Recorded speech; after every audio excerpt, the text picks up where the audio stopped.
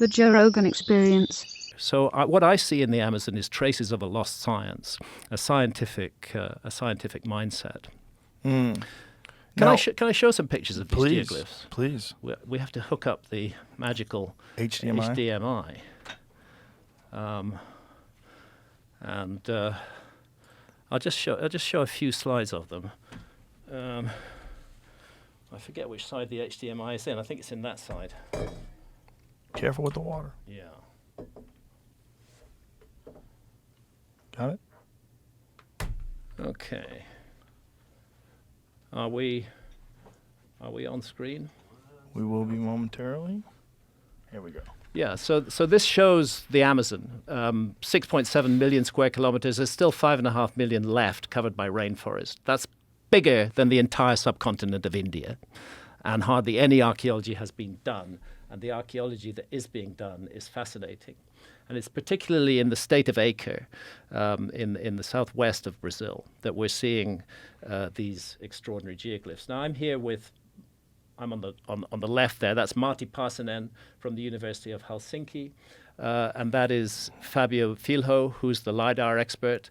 And that's Alceu Ranzi, who's a Brazilian geographer and archaeologist. And we're looking at the latest LiDAR discoveries. And there I'm about to take off in a plane with these two guys. It was just incredible to fly over there. I've flown over the Nazca lines many times, but to fly over this and to see these huge earthworks on a scale of hundreds of meters sitting there, often encroached on by farms, was very, very, very exciting. And what's the conventional explanation for these things? There is no conventional explanation because really it's only begun to be studied. Alceu first noticed them on an overflight more than 20 years ago, but it's only relatively recently that they've started to get the funding. And I want to pay tribute to Eugene Jong, who is a philanthropist who has provided funding for these guys to continue their work, and who's also provided funding to the Comet Research Group, and who's also provided funding for the DMT research that's being done at UCSD.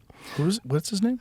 Eugene Jong. He's a brilliant Eugene guy. Jong. J-H-O-N-G. He's a brilliant philanthropist, and he's so open-minded, and he's looking to support research in areas that the mainstream just won't touch. That's amazing. So Good we're for looking at him. Fazenda Cipoal here, where we have an octagon with rounded corners. And then this is Santa's shot of the same place. And you can see what's going on. You see the smoke in the background there? Mm-hmm. That's the Amazon burning. That's settlers clearing the Amazon to create more farms. But in the foreground, we have this enormous geometrical event, which is a huge oval surrounding a square. And did they find this once they started clearing? Is that when this... This was found as a result of the clearances. That's Okay. how it became... Archaeologists became aware that these things exist. So before that, this was completely covered with trees? Completely covered with rainforest. It was only it's a sort of mixed blessing or mixed curse, if you like, Right. because the clearances made it possible for us to know that these things exist. But the clearances ultimately will destroy the entire Amazon if they're allowed to continue. Jacosá, on the left, a square surrounding a circle. And here's a couple of Santa's shots of Jacosá. You can see there's a large square earthwork and a circle in it. That's almost, not quite, but almost like the Greek exercise of squaring the circle. It's like geometrical exercises are taking place here in the Amazon. Again, a square with these curious scallops cut into the side of it and a circle. There's just so much of this of this stuff. Taquino, absolutely giant geoglyph. And these things really, on the old view of the Amazon, shouldn't exist. They involve enormous expenditure of effort. Creating these earthworks is a huge job. If there was a lot of stone in the Amazon, I think we'd see stone circles on them as well. There's one place further north called Rego Grande where there is an earthwork with a stone circle in it because stone is locally available. So do you think this was the base of a structure? Like, what is the speculation? No, I don't think so. I've talked to indigenous people there who still respect and revere them.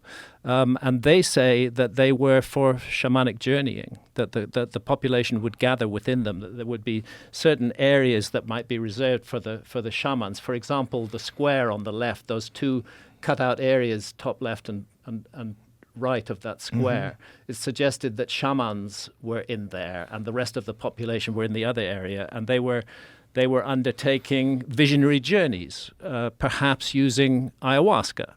Of course, the Amazonian peoples are experts in the properties of indigenous plants. So this is their folklore, or this is their story? Yes, this is the story of indigenous, so that's indigenous what they people. say, I talked to an Apurina elder, and he said, we don't know exactly why these places were made. They were made so long ago, but we respect them, we revere them, and we think that they were used by shamans in the distant past. So they were aware of them before the clearing and everything? Yeah, they were aware of them before the clearing, and Did they revered them. Yes, they used them, and they still have community gatherings in them. No, they weren't a base for structures. I'm drawing attention here to Severino Calazans, this large square on the left there, which has coincidentally the same footprint as the Great Pyramid of Giza. It just shows you the size of that enormous earthwork.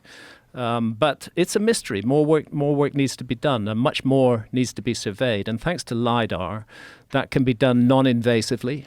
We can spot these things. Very small teams can go in and do a bit of excavation there and figure out what was going on. I think the story is going to go back further and further into the past. Is there any evidence of wood structures? Like, did they make buildings out of wood back then? Not that I'm aware of. When did people start using wood as a structure? I think you can trace wood back as a structure hundreds of thousands of years. But when did they start using it in, like, if you see like the ancient Mayan civilizations, what you find in the Amazon, you don't find ancient wood structures, do you? I think that's largely an artifact of the fact that wood doesn't preserve very well. Right. So how do we know that there weren't wood structures? There may well have been over these. There may well have been, which Right. have just rotted away, Right. and gone. There may well have been wooden structures there. Because it kind of looks like foundations. It does look like foundations, and it's just a very weird thing. But I think the main point is Someone made it. Someone made it, Yeah. and it involved a very large amount of organized labor in order to make it. There had to be the will and the intent in order to do that. It's interesting that the patterns are geometrical. And are they geometrical, like with the perfect length? And Yes, like they're very match up with each other? They're very, very good. Fazenda Pirana and Severina Calazans are both aligned to true astronomical north. That's different from compass north. That requires astronomy. You can't get true north without using astronomy. So this tells us not only was there a culture that was capable of creating large-scale public projects, but also they had astronomers amongst them. Wow. It's a good mystery. The other thing is the geometrical patterns are very common experience in ayahuasca visions in altered states of consciousness. Our culture tends to despise altered states of consciousness, although fortunately that's changing. But in the Amazon and many indigenous cultures, they're regarded as extremely important, that we can't confine ourselves to the everyday wide-awake state of consciousness that requires us to interface with the physical world. There are other states of consciousness which are also valuable and which bring teachings. And it's just one of those facts that most people who drink ayahuasca, most of the time, at some point will experience geometrical visions. So there's a question: is there a connection here between the use of ayahuasca and the geometrical patterns? There's a huge rock wall has been found in the Colombian Amazon, Serra de la Lindosa, which I'm hoping to get to this year. 8 kilometers long, covered in rock paintings. The rock paintings are dated more than 12,000 years old. They show extinct megafauna. They show giant sloths which went extinct during the Younger Dryas, for example. And they also show the kind of entities that are seen in ayahuasca visions. They show the same sort of patterns, the same geometric patterns that are seen in ayahuasca. So there's a sense that... Do you have any images of this place? Serra de la Lindosa. You're connected to the... Yeah, I don't have images of La Lindosa on here. Oh, maybe you could Google it. But if or give the plug back I'll to take Jamie. the plug back. I was trying to Google it and I didn't find anything. I might have spelled or guessed wrong on Serra. How do you spell it? De la La Lindosa. La Lindosa? Yeah. Let me just... I got it. You got it? Yeah. You're going to have to give him the cord real quick, and then he'll give it back to you. Okay. There you go. It's literally an 8-kilometer Sistine Chapel in the Colombian Amazon. That's the other thing. I mentioned there's not a lot of rock in the Amazon. Where there is rock, they used it. There's rock paintings all over the Amazon where rock is available. These kind of things. Yeah, that's it. These are characteristic of ayahuasca visions, but in this case, they're more than 12,000 years old. Now, does that prove they were using ayahuasca 12,000 years ago? No. But that's very similar to like a tryptamine vision, though. Totally. It does suggest that some tryptamine was being accessed at that time and resulting in these visionary images. Boy, they shitty drawers, weren't they? Their drawing was terrible. But bear in mind that they're clambering 100 feet up a sheer cliff in order to do a better job. It's ridiculous. Create these paintings. The people were so fat. Are those people or sea turtles? What are those things? It's really interesting to see. So this is 11,000. How old? 12,000. 12,000 plus. Yeah, 12,000 plus years old. It's interesting because if you see the paintings that they found in that cave in France, those are 30 plus thousand years old. Oh yeah, right? there's paintings in France. If you go to Chauvet, you're looking 36,000 years old. Can you go to those, Jamie? Hohenstein-Stadel in Germany. That's that amazing Werner Herzog documentary. They often have. I think was the Cave of Dreams. Cave of Dreams. Yes. Yeah. They often Look at have. that. We're looking at Lascaux. Hang on the. Yeah, we're looking at Lascaux there. The bull painting there is interesting. Were better artists. They were. They were. I have to confess, they were quite a bit better. This art is very good. If you go, Jamie, if you go to the NPR, the painting of a bull, one step left from where you are, that one.